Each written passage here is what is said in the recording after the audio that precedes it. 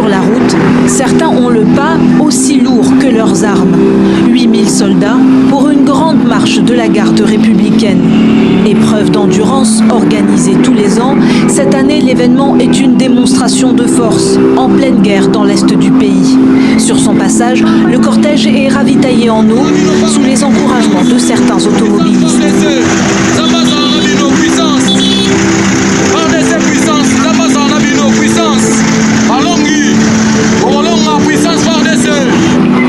Fin de marche, retour au camp et passage en revue des troupes par le commandant de la garde républicaine.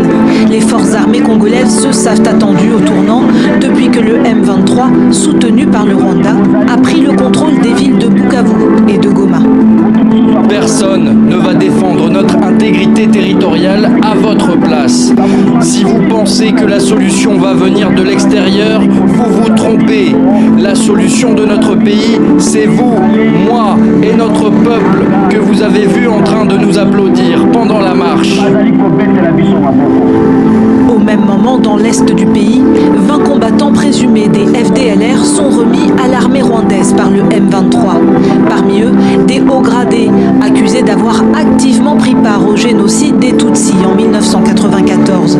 Certains sont visiblement trop jeunes pour y avoir participé, mais tous sont escortés jusqu'au poste frontière séparant la ville congolaise de Goma de la ville rwandaise de Gizani pour y être fouillés un à un. Au Rwanda, des autorités compétentes vont s'occuper d'eux. Nous allons les remettre à la justice pour enquête. Ceux accusés d'avoir participé au génocide seront jugés comme tels. Ceux impliqués dans d'autres crimes seront entendus. Quant aux innocents, ils seront envoyés à Mutobo pour une formation à la réinsertion civile. Fondés par d'anciens Hutus rwandais, les FDLR sont pourchassés par Kigali, qui justifie d'ailleurs sa présence dans l'est de la RDC par leur présence active.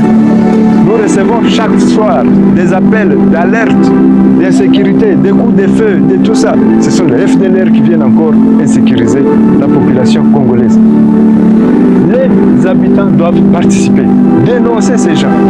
Selon l'armée rwandaise, leur arrestation au Congo et leur transfert au Rwanda contribueront à la pacification de la sous-région.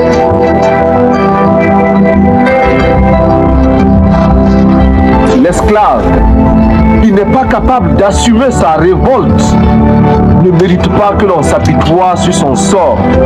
Cet esclave répondra seul de son malheur s'il se fait des illusions sur la condescendance suspecte d'un maître qui prétend l'affranchir. Seule la lutte libère.